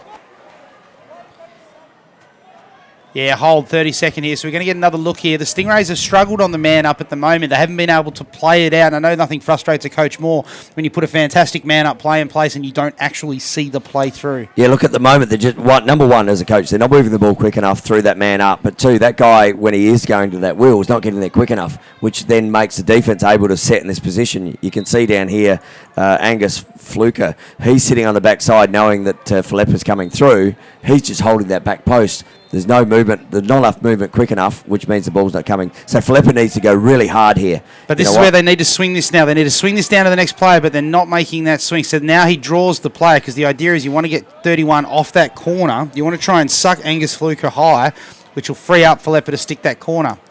And if you're dodging through, great pressure. That's an awesome body, isn't it? Great body. And there's no complaints about that one. That's just sitting up there, again, pumped it in the middle of the crease in a man-up situation. And they're going to clear it here. The three opportunities. Oh, here we go. Look, they're out the back here. Hannah Roberts has got the ball here. If the Metro can get set up, they kick that one forward. They got Rordick on the far side. Pots that one through, and that's a backbreaker. Is this just in front of us? This Victorian crowd is going absolutely ballistic here. They are thoroughly outnumbered, but that's Tahu Rordick's fourth goal of the game there. The willing recipient on the back end of some beautiful feeds. Great look down, wasn't it? Oh, absolutely. Angus Menzies there too. His Williamstown teammate, Tahu Rordick. And oh boy, aren't they thrilled. And the Western Metro score here in the final minute of the third quarter. But again, you see down in this offensive end when the Stingrays have a man-up opportunity, they're not kicking the ball to the same way. If they keep going, they have a 2-on-1 opportunity on the right hand, which is what their play set up for. Yeah, that's what you're saying there, Tony, is correct. But don't take anything away from the defense of the Metro. They're pushing out. No, that's what I'm saying. They're pushing out, and position. they are putting them under pressure. And it is smart coaching because at this level, players aren't used to getting that pressure when they're man down. And we've got a legal procedure in the face here again. Yeah, William Bauer, they really need to be looking at their face-off setup. No excuses for that, at least on a setup standpoint. I've been really impressed with Zachary Wallace with the number 7, the defender here for Metro. He is controlling that defence immensely. So, as you see, it's going to be a redraw again here. I think we've got a double. Cade Robertson going off his mind down there on the bench. Well, what's he losing his mind over, Lippy? Oh, they took off before possession. Okay, so double illegal. Double illegal, yeah. I like, you know what, Cade Robertson would make a good referee, mate, the way he did that illegal procedure. He's not shy about, look, it was fantastic, wasn't it? Did you see the little... he had the little jig down there. Hello, Cade. Going down there, doing a fantastic job. There's the ball back in the middle there. It's a missed opportunity for the Stingrays there to get a cheeky possession. And we're going to have a hold here, interference. So it's back where we started, Timmy. So after all of that, we've wasted about 30 seconds off the clock. All we've managed to get out of that is a Cade Robertson jig. That's it. Although it was a good one. It was a good jig. Oh, great. No, a little bit behind. You could see what he was trying to look for there. There's limited time on the clock here. I think that's why he pumped that ball. Well, there's a quick opportunity here then if they can push this. These are the ones, and there we go. So limited time. Clock goes, and we are going to head to the third quarter at 9-7. What a fantastic game here as you hear the crowd going nuts. They're going nuts trying to give their Stingrays a lift at the moment. Great people here. Great number here. As we look on the far side, the Lightning have taken the lead back over there by a score of 10-9. A thriller over on ground 2. But that quarter, Tahu Rawdink, 3 goals. Yep. Stingrays zip. That's and you know what? I'm going to say all of those Tahu Rawdink goals came off the back of Zachary Wallace's defence. So, yeah, rips that one high to get proceedings underway in this quarter. I don't know, it was always an offensive player, Timmy, but when I see defenders doing their job to get the ball down to the offence like that, the Metros definitely not kicked it up a gear, didn't they? You feel like the sets that the Metros have been able to run's just been a little more settled at the moment? And you see there at the back there, Connor's flag height. We won't have a go at that, Connor. There was it was average. Look, let's just call it what it was. It was flaccid. So here we go. Kick the ball back across the front. Now, I won't say this is a Victorian thing that they do, Timmy, but we have a meeting here as Lippy's right on the spot. Look at him. He looks like a 6th referee down there. It will be an unsportsmanlike. So we can throw it after the whistle. So what he's querying there. So you probably can't hear that at home. But what he's in there querying at the moment, from what we can tell on our audio, is there was a delay of game potentially that wasn't missed. So there was a foul. That was that foul earlier where the delay of game was called. Yep. As you pointed out, he checked the stick and threw the ball away. Yeah, he did. And he's saying, well, why can I get away with that? So yeah, no. And it's all pleasant down there. Cade and Brian getting in there, and Brian going, well, I don't understand what you're talking about, but you don't when you're on the backside of it. No, you're just happy to be there. You're happy to just be there listening. Yeah. Although I must say, coaching over the years against the Victorian sides, they have a habit, and I'm not saying it's predetermined. You know what? This is not an ALN view for the record, everyone over there in Victoria. No, this is let us know if you agree with Tony on this. Many times when I've been coaching a South Australian side, there has been a timeout call like that to just discuss something, and it often works. So I've found them to be nothing but pure gentlemen, and what I can definitely say with my refereeing hat on is that it is momentarily considered and thoroughly discarded fairly quickly. So, but that said, though, they're always pleasant chats. So yeah. No, again, as we head into this last quarter here, we've got a thriller on our hands. The Metro leading this one by a score of 9-7 over the Stingrays. Let us know where you're watching from, everybody. Great to see such a big crowd here tuning in to watch this. This will be a huge face-off for the Metro if they get that with 2 goals. Ground ball to be won here. Big hello to Peter Lee watching out there from sunny Brisbane. So if the Metros get another one on the board here, the Stingrays are going to have to really start to find some key players that are going to push back into offence here. Because there's a few that haven't been seen today in their offensive end. So we see here, and this is a man that has been seen, Eden Hannah-Roberts. He's been seen just razzle-dazzle with the short stick there, taking the long. Good poke checking. So ball up the top. Bryce Emery with the ball, and that's where you want it. You want it in your co-captain's hand. Probably not the person you drive through. Oh, that's come off the bar, Tim, and that's a tink. Ring-a-ding, ding. Someone call the pipe police. We have some pipe abuse going on over here. Hannah-Roberts, though, he seems to be on the back end of everything at the moment. He's everywhere. He's sort of come out of the game a little bit rorting, because you can see they've identified him as the problem as Liara sort of tries to shut him down at the moment, and that's going to be a challenge for Rawding to try and get free. Perhaps just needs to V-cut a little bit and try and find himself some space. Well, the funny thing there, with the lock-off like that, you either get him down, a shot happens, ring inside, isn't it? Is that 2 bars in a row? Puts it off the pipe. That one was tight. You got to play the science on that one. And we've got a hold going turnover here. So that's a huge turnover for the Stingrays. Geez, that one almost went up inside pipe, didn't it? It As really you see did. on the replay there, I thought that had a little bit of net. It was a tight one, that one, but you got to play the science on that. If that's going to come up and hit the bar and come out at that angle, I'd say that probably didn't go through the plane, that one. So the long sticks for the Stingrays really pushing up on these guys. So Hannah Roberts and obviously Rawdink are being really locked off. So there's two thought processes here. You can take those long sticks away and play two shorties on two longies and have a look at the crease. Opens up, bang! That's a fantastic goal. That's a huge Angus goal for the Menzies. Metro, isn't it? Angus Menzies getting on the board here. That's his first goal of the game. And that's a problem when you push out long sticks out on the back here. See him open up in the middle. The slide had to come there, or went very early, but had to come. Yeah, there was no two slide, was there? And the other one that was there for the slide was behind goal on extended, so to get back up into a position where you can shut him down in a shooting position. And that's a huge goal for the Western Metro. Stingrays are certainly going to have to get a ball out of the centre here with about 12 and a half to go, Tim. Yeah, it's certainly not panic stations by any stretch of the imagination. They showed that yesterday, what they're capable of doing in a short period of time. And there we go, running their way, illegal procedure in the face. So Stingrays get the ball. So Stingrays at the top. This man's been good for the Stingrays too. He's had a big job to do through the face-off, but he's got a couple of goals himself. And you can see Philippa being locked off here. The 2 sevens going about each other. All you need is another one, Timmy, and there's lucky 3 sevens, 21. Well, that's right. As it looks like the 10-all on the ground number 2 here in the dying moments of that game between the Lightning and the Hurricanes.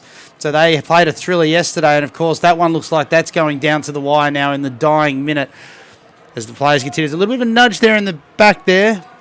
Yeah, just lost his footing there, the long stick defender. Yeah, but he turned into it as well as part of that. So that said, though, Philippa tries to throw the swim mode, throws the back roll. Got to keep your feet going if you're going to do that. He's found himself some space. Oh, nice trail check. That's that man. He has been outstanding today, and he would be my pick for MVP for the Zachary Wallace Metros. has been having an absolute cracker here. And if he can get one away, and that's the way we like to see it. Oh, the crowd built. Everyone loves a long stick goal, but just probably a little too much bounce in the deck there. I think he hit his own toes. You know what? Yeah, I think he did, didn't he? Lippy? I'm just excited to see a long sticker getting down there. Rawdings lost the ball there. Lewis has taken possession of it. Got the count going on. He's got to settle. Looks to pop it over the top there to Philippa as Philippa's going to look to try and leg it out of. Flippers needs to move his feet. Standing still, he's just going to attract trouble, and he's going to lose the ball if he does that. How's he gotten out of that? But again, he's attracting trouble. Look at the players open, and well done, Sean. That's a better ball. As he kicks it over the top to Laera pushes into attack. Can we have a goal going the other way? Oh, he's lost possession of the ball, didn't pass it off. Well, he got one around the throat, then he's still complaining about it, but he needs to get back. He's a defender. They're going to go offside here if he does. Rawding pops one wide. The ball should go to the Stingrays, and it does. No backup there. So, how's the mood, Lippy? Yeah, the Stingrays aren't panicking. Like you said the other day, they came back, with 5 goals in 13 minutes, so they're still not panicking just yet. And with possession at the moment too, obviously not getting the backup for the shot there. Yeah, they just got to get a smart offense movement and score a goal. That's all they got to do. Well, they're standing around watching in their offense at the moment where they were moving earlier in the week. So you got, and this is what the observation is at the moment. If you look deep, you've got trying to clear the ball out at the moment, and you've got all 3 of the attackers for the Stingrays sitting there. One's even got his hands on his hips at the moment, not moving at all. You've got a long sticker up here by himself, and one guy trying to run through 3. So, it's just going to be picked off. And that comes to the offense. That's an absolute killer, isn't it? They're struggling so much to get the ball out of there. If you're Nigel Morton, are you looking to call a timeout the minute you can lip it over the halfway line? 100%. Any dead ball here, or you get it over the halfway line, you call a timeout. Just to settle them down. You feel like if they can get into their sets and score one, they've got an opportunity. I think fatigue's setting in. And fatigue over the other side isn't happening there, Tim. 11-10 of the Lightning. 11-10. Lightning have scored one very, very late in that one. That game on our clock's showing that game's just about to come to an end, as I'm trying to see if there's a clock on the field, and I think there might be. Yeah, clock's on the field over there. Lightning holding by 1, and bang! That's a huge goal. That's Bryce Emery. That's the Metro's captain. He opened the scoring here today, and he may very well have made things very, very difficult for the Stingrays in this one. He's put one away from distance. As a coach now, you call a timeout. As we have a hydration. Okay, we're going to hydration break, which is probably coming at a good time for the Stingrays at the moment. Absolutely, yeah. They just get an opportunity here to just collect a little bit as we have a look at just some of the replays here from these first 2 goals in this quarter. And look, it's been all Metros since the Stingrays have not scored since half-time. No, and that comes from their offense at the moment. They're standing still watching one player do all the work, and they need to play really good team across from here. 4 goals is not unattainable with 9 minutes to go here, Tim, but Metro with all the ascendancy at the moment, and Nigel Morton being the man he is, will have a few inspirational words to say, and I think we'll see him come out from this break at with a different attitude. As the ball just kicks around, as we just have a look here now, obviously Emery there with that one. 8:40 to go. Did Bryce Emery like that one too, didn't he? He did, didn't he? Hey. 8:40 to go. Well, he can sense it now. The Metros are starting to get a little bit of a taste here. They're up. He almost heard the knock of the coffin, didn't he? Oh, the he nail. really did. It was like knock, knock, knock. 8:40 to go. I mean, 4 goals. It's a pretty big ask, and the big problem at the moment is just that lack of composure in attack. The Metros have started to press defensively, and they're jumping passing lanes. They're not giving them clear passes out, which is just a massive issue for them at the moment, because they're getting the ball down on their right. They probably just need to be saying to their other guys, look, Flepper can't do everything. He's trying to clear the ball out. He's getting 3 Metros guys on him, and I look up and I look at the Stingrays attack line, and I've got one guy with his hands on his hips, and they're standing still. Again, does that come back to the 2 hours before the game? No, I think it's just passengers at the moment. I think that's crept into it. In the first half, they were out and about, and I think it's just showing. I mean, to them to not tickle the iron here in this second half, they've still got an opportunity, and they've got a big opportunity because they have the talent to do it. But they've just got to get into the game. They need one out of the face here, though. It is pivotal to win this face ball for the Stingrays, and it could be an opportunity here. The Stingrays pick the ball up. Still ball to be won. Before it's at the back, it is there for the Stingrays to be had, and a 3-on-2 as it pops out the back to Emery there. Just enough of the ball to kick it forward here. And if he lets that go, that will be a Stingray ball. Let's skip Barrow. So he can play on from there. He can quick restart if he moves it out, and he does. But no one moving to the ball here at the moment. They're flat-footed walking, so just need to get up and about. Nigel would have spoken to her at that break, hydration break, and told them to. And if they're going to lock off Flepper over there, he's going to be careful here too. You're going to lock off Flepper. You know what? There's plenty of other good offensive players out there that'll get the work done. Any words of wisdom there on that little break there, Lippy, from the guys? And what Tony just said, Nigel just said, you know, you got about 9 minutes to go. We just got to give it all. And he said, we've done it before, so we can do it. We just got to be smart. But again, you see that there. He's driven. There's 3 players watching he's around. Trying to pick it up and he hasn't given up. Oh, no, hang on. There's a foul here. Sam Green's and that's going to be another one too. If they get that for throwing that ball away, he might be lucky here. But you can see there, he's driven the top. You know, there's guys standing there watching one player do the work, and he drives into 3 players. Well, that's right. That's what I say again. Too many passengers at the moment, as we've got full time over on ground number 2, as the Lightning have defeated the Hurricanes by a score of 11-10. Of course, we've still got the big one coming up here next with the women's final at 3:30. The Fire and the Flames. And the battle for the flame emoji. The Fire and the Flames. I mean, that's hot, isn't it? That's got to be a hot game, that one. Yeah. Should be a cracking game, that one, later on. Of course, big news coming out of that game in preparation for that is Osha Levy, the tournament's leading goal scorer, has been suspended for this game. Too many yellow cards. That's a massive out for the Flames. But they've got some studs on their team as well. You know, they've got three of the top 5 goal scorers, I think, have come from the Flames, so they'll have other options too. Look at the pressure. Look at the pressure being applied here by the Metro defenders, and it's that perceived pressure at the moment. You know, like the ball gets the ball there, and a great stick handler is Flepper, but he thinks his player's coming at him. As they've got an opportunity. Oh, look at the Jets here from Emery. As he looks to wind up, goes to put that one through, and Emery with the goal. That's the 12th goal of the game for the Metro. That's Bryce Emery's 3rd. Hey, Lippy, you hear anyone singing out the back there? The fat lady's just warming up. I thought I heard something out there, but I wasn't sure whether that was just you using your voice. Yeah, no, that's the next game, mate, when I sing the national anthem. I can't wait for that one. Really? As if you just joined us, this is the grand final of the boys' tournament. The Western Metro now, they've gone 6-0 here in this second half, and they have pushed this margin out to 5 goals with 5 minutes and 45 seconds to go. You would think the title and the tournament is theirs if they can maintain some composure here. Skip's not giving it up. But this is exactly what they need. Hartas, who's been great with Hartas there. Oh, look who it is again. Zachary Wallace with a fantastic trail check. Okay, we talk MVPs. I'm all over him. Oh, Zach Wallace has been fantastic, hasn't he? He's been absolutely everywhere. On the Facebook page, let us know who your game MVPs are going to be for both sides, for both the Stingrays and for the Metro. So they need to ride hard here. The game's still not out of it. We've seen in these 15 games that 4 or 5 goals can be scored very quickly. That's a really good opportunity. Here we go. Here's one for Philippa. Just needs to pick the ball up. Hannah Roberts again showing tremendous composure, wearing their hits, then build them tough out, Altona. Oh, looks inside. There's a man free. Polster from the outside. Lewis with a big save. Can't quite corral the rebound though, as the Metro are going to get another opportunity here. Good turn. Angus Menzies out on the wing. Timeout called. Good timeout call there from the Metro coaches. But yeah, look, they're up and about, aren't they, on the top of the ground? And you saw there in that last fast man break with Bryce Emery, he was absolutely on top of the ground. Oh, he was. Look, they're all out and about. It's just that composure at the moment here, late in the game. 5-goal margin. They just need that composure, don't they, with what they're doing? And I think the Metro are just a little bit more composed. As the Metro really have taken over and dominated this second half here, leading by the score of 12-7. It's been a 7-6 lead to the Stingrays at halftime, but it's been all Western Metro since then, with Tahu Rawdig scoring 3 of those goals in the third quarter.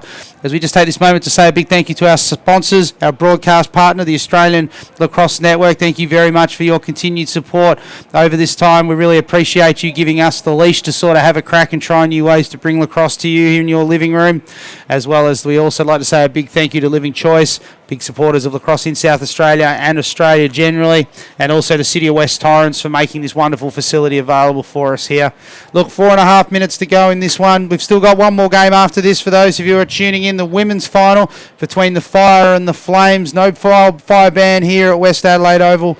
We're going to be the battle for the flame emoji coming out next. And I'm going to be joined in expert commentary by Hannah Goff, which is going to be really, really fantastic to have her coming back in the box yesterday. She was really good, so it'd be great to have that Australian under-19 superstar Hannah Goff back up here in the cage.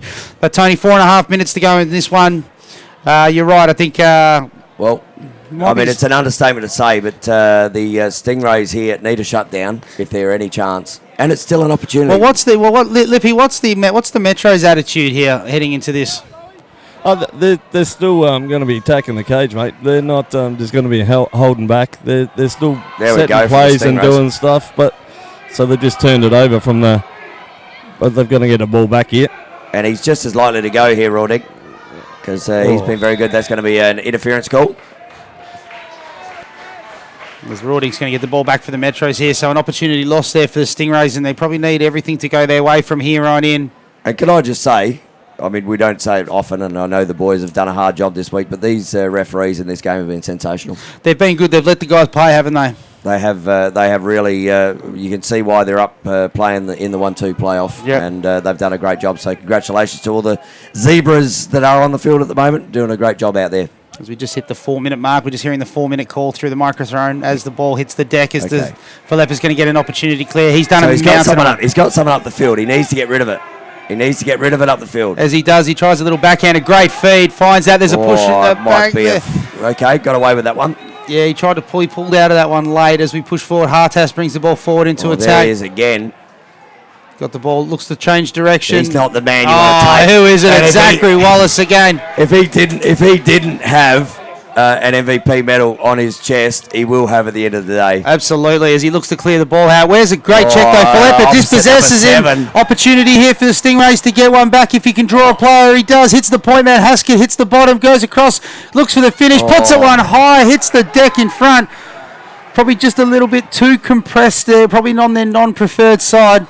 They were very low, the Stingrays. Well, they're on the wrong side. Yeah. I mean, he's running into it from the L. You need the top of the point on the other side of that if you can. As he turns the corner here, rips another one high. It's gone in the exact same spot, and the Stingrays are going to get it back as they continue to try and press here. 3 minutes to go. Looks like the Metros are going to tie this. They're going to claim their record tying 6th national tournament. And that would put Cade up the rankings too as a coach, wouldn't Oh, it? don't tell us that. We won't hear the end of it. Cade, on with you, mate. Oh, look, his fashion sense might be questionable, but he's done a good job this week. So You know what? He's done a good job keeping out of the sun because I thought he might have been an Ed Sheeran. Oh, his Looked pasty by with the his end of the- pasty skin. Yeah, he's been going through bottles of sunscreen. That's why he wears the round brim hats. Yeah, I thought he might have had the fly screen on with the leggings and everything this week. So, but the boys with the Metro coaching done a great job, as have the guys for the Stingrays. Oh, done another great fantastic job to get them back here. Really great conclusion to this tournament on the boys' side of the draw.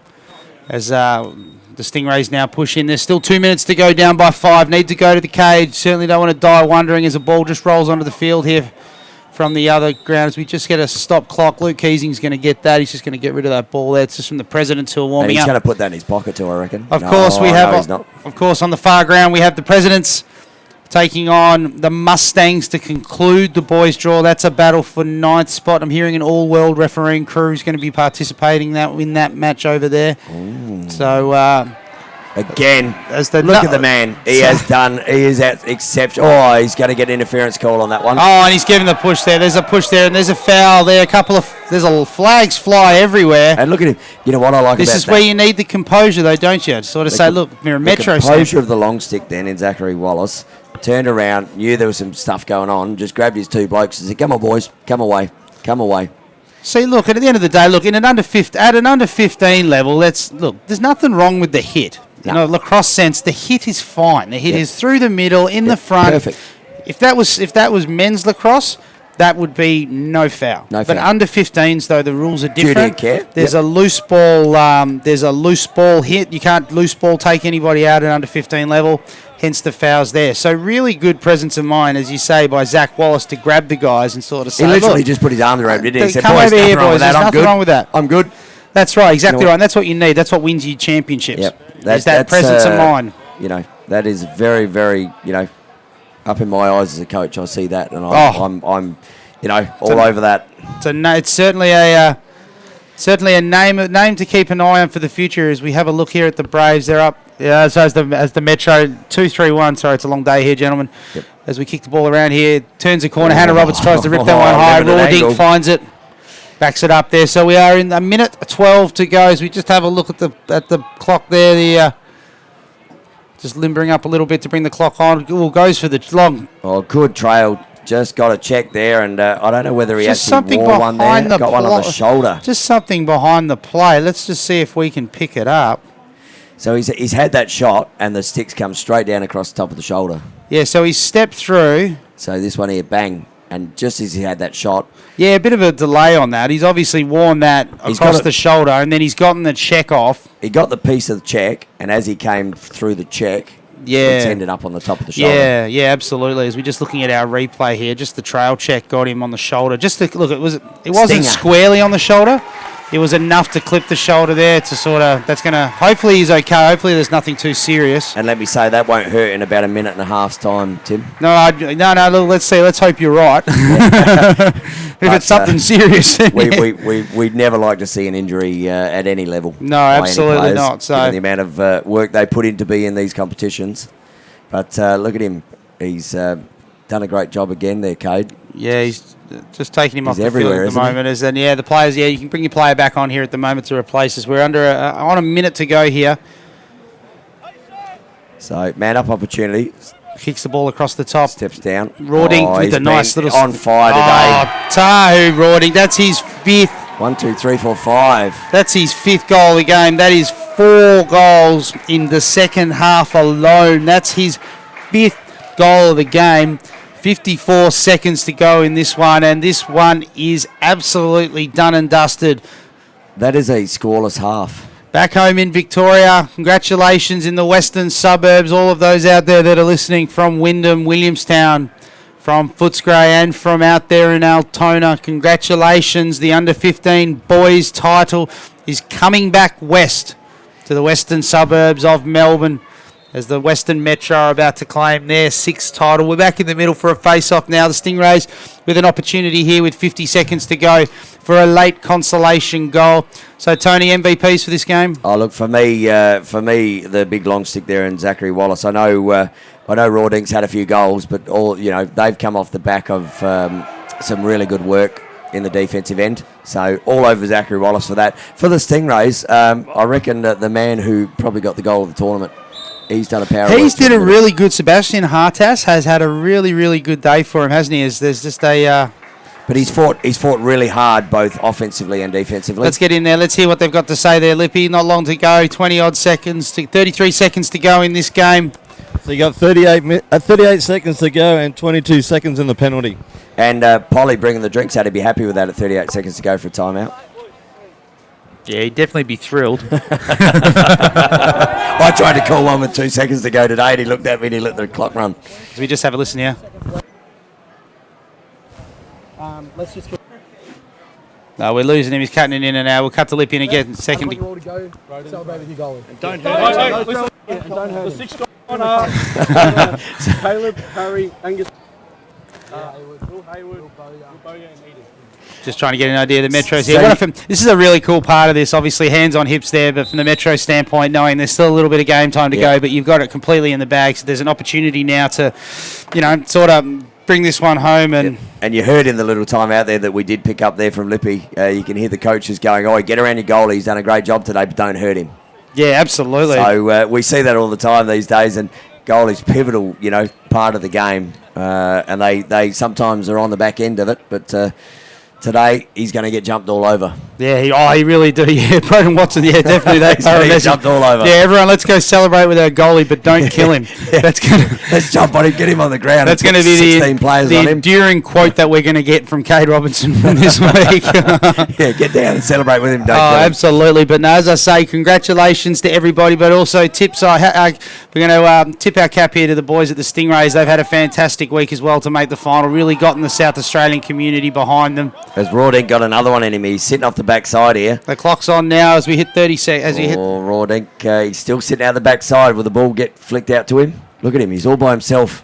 He's waiting for it, isn't he? Rawdink's waiting for it. He's just hanging around in the top. He could spin that way. No, time's going to beat him. Time's going to beat him. And there we go. We have a champion. That is the game. Poor Broden Watson about to cop it as they come from everywhere. A shutout in the second half for Broden Watson and the Western Metro. And the Western Metro are your 2019 Australian Lacrosse Association Under-15 National Tournament champions. That's a mouthful. Say that 5 times quickly with marshmallows. Good luck to you. That is congratulations to Cade Robinson, Sean Clark, and the entirety of the Western Metro staff. That is a spectacular second half. And they really had to dig deep, didn't they, Tony? They were looking like it was going to be a hot game, particularly at half-time, where the Stingrays had all the momentum. Well, 7-6 down at the half, and Stingrays have ascendancy at that point. At that half-time couldn't come quick enough for the Metro. But, I just want to point out, too, on the left-hand side here, you see the commiserations there. There is always a winner, always someone who comes off on the back end of the scoreboard. Yep. But those boys have done a fantastic job this week. And, to get into a championship final, to put themselves into a position after 28 years, you've got to take your hats off. Yeah, no, they've done an absolutely spectacular job, and it's great to see the South Australian lacrosse community get out and get behind them and get them over here. And as we just getting Cade Robinson's getting mic'd up over there. See if we can get him to face us as well, Lippy, so we can try and see if we can get you a clean interview over there. Cade, give us a thumbs up. Can you hear us, mate? Yep. Yeah, you can. Kaz, the great man, Australia's most prominent ginger. Look at him over there, standing there. Cade Robinson, he's a happy man. Cade, congratulations. How does that feel? Oh, it's fantastic. These boys have worked hard all week, given every game pretty much their all. So it's a great reward for a great group of kids. Sean and I as coaches are ecstatic as well. Now, well, heading into this game, obviously you had a thriller with them earlier in the week. I mean, what was your strategy heading in to try and quell, or just to try and get you a little bit more space today? I think we just wanted wanted to be disciplined on offense. Defensively, we saw little Filippo as a massive threat to us. So we just really wanted to shut him and young Noah Haskett out of the game, because we know what they can do and the damage they can do. Sean, I think it was Sean, had 6 against us earlier in the week, which absolutely killed us. But yeah, we just stuck to our strategy. The boys were very disciplined today, and they came away with the chocolates, which is fantastic. Well, half time there, it looked like the tide was turning a little bit. The Stingrays had banged a couple of goals and had taken the lead at 7-6. So what did you say to the boys at half time? Broden Watson obviously was massive there with the shutout in the second half, but your boys came out with some real composure. What did you say to your guys there at half time? Yeah, we just said to them, like, hey, all week, like we've been talking about, just being focused, doing that last 15, 30 minutes of each game, playing hard through to the final whistle. I told him, I was like, I've had the heartbreak of losing one of these games back when I was playing under 15s. I said to him, I don't want you guys to have that same fate. So I was like, if you guys want this, you guys need to go out and execute. And they came out and gave it their all, which was fantastic. And look, just one final one before you go. Look, we don't want to influence the MVP vote or anything like that, but Zachary Wallace, just how important was your co-captain today through the midfield? Oh, he's an animal. He's been like that all week. I think the other day against the Stingrays, he had about 7 course turnovers, probably about 10 ground balls today. He was great. We gave him the task of shutting out Sean Filippo. And he ran with it and really flourished. And he's a young and up and coming Willie boy from my club, and just he was a lefty tacker 2 years ago. I put a long stick in his hand and he loves it. He scored 14 goals throughout our regular season, but how he's played this tournament, he's got a very bright future ahead of him. So. Well, congratulations, mate. We'll let you get over there. So thanks, congratulations, mate. Enjoy that, and pass on our best to all the boys. So well done, Kate. Cheers. And yeah, Tony, as the crowd just comes over here, as the crowd gets on their feet to say a wonderful round of applause. It's a massive crowd here, isn't it, Timmy? Oh, look, it really is a huge crowd here. It's great to see everybody. The orange suits, the orange things, lacrosse in South Australia is definitely alive and well. So fantastic to see them all getting in and around this. As we'll just now wait for the MVP votes as Nigel and Cade have a chat just to figure that out. We'll hear from the coaches shortly with their best players. But quick, on the line, who you got? I'm all over the long stick. Zachary Wallace. I mean, they may go down the fact of raw dink, but Zachary Wallace for me. And on the Stingray side, as I said, the face-off. First of all, to our boys, great effort, great week, really proud of you. Metros, you got the team all week.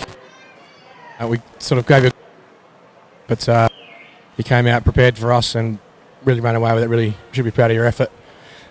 Your best on was number. Cut off at a horrible time, but there we go. Exactly Wallace. We picked that one. Tony and I are giving each other high fives in the box. We got this one. And hardest for me for Stingrays. Stingrays. Great game today, boys. You guys have been one of the teams that we've been looking at all week, and actually we're a bit nervous coming into today, knowing that you guys are on your home soil, coming out in front of your home crowd. There's heaps of them here. They've got their signs and everything up, which is fantastic. And we just came out knowing what we had to do, and you guys played fantastic. I'm really sorry that you guys didn't come away with it. I'm ecstatic for my boys. But your MVP for today was number 22, Seb. Yeah, no, the 2 from 2, Tony. Seb Harders, what a fantastic outcome there. And yeah, he was sensational, wasn't he, through the middle of that goal of the tournament. Just didn't give up. And it wasn't the face and the down and offense. His defense down here just never gave up. Maybe, Lippy, just before we go, maybe we see if we can get today's MVP for the Metro, young Zach Wallace, see if we can get him on the coverage. He's just down the front there taking his photos. We'll see if we can grab him as he steps off to the side. Well, as they look like they're going to do their quick team photos here. Fantastic little part of the 15s tournament, isn't it? The camaraderie between these teams. We'll see if we can have a quick chat to Zach Wallace shortly as the fire and the flames start to warm up here, and I will be joined in commentary shortly by Hannah Goff. Amazing Hannah Goff. I know, she was killed the commentary yesterday, so we're not going to talk it up here any, but look, we're expecting massive things here as the fire and the flames just about to get underway as the players just quickly do their photos. But we like to try and speak to one of the victorious players, and we'll have a quick chat to Zachary Wallace over here as Lippy's just grabbed him now as he's whacking the microphone in his ear. Zach, can you hear us up here in the commentary box? Give us a thumbs up if you can hear us, mate. There we go. Mate, Tim Kennedy and Tony Watts up here. Congratulations, buddy. How does that feel? Yeah, it feels great. You're obviously coming out of defence today. You had a heap of knockdowns and interceptions there, but your pace going through. Talk us through that shot you had late, mate. Oh, I just didn't get a pass off and I had to shoot, so I shot. Yeah, we love seeing Longies come down there. Really proud of your team. Yeah. They all played well. Yeah, they did a good job. You were tasked today with the big job of trying to hold off on Sean Philippa there. Just how did you go about doing that today? Yeah, I just tried to stick to him as well as I could. He got past sometimes, but yeah, he didn't score, I don't think. Oh, mate, look, well, congratulations. Any messages for all the folks back home? We've had a stack of people back home watching, so any messages for the folks back home? Let's go Metros! There we go. Love it, mate. Well done. You better get over there, mate. You got a team photo going on. Won't be the same without you. Congratulations. All right, Tone, we're going to wrap up here, mate, so thank you very, very much. Thank you very much to our broadcast partners, the ALA and tournament sponsors, Living Choice and the City of West Torrens. Tony, thank you very, very much. Mate, you. Always a pleasure. Thank you to our intern, Nick Gray, and Shaylee Stringer's running around somewhere still, I think. She may have already gone, but thank you very much to our interns. Christian Ray out on camera, and of course the great man, Scotty Gill, Mr. who's Gill. still working his backside off over there in production. So congratulations, guys. Thank you for tuning in, Victoria. Hang around. We got the Fire and the Flames coming up next, right here on the Australian Lacrosse Network.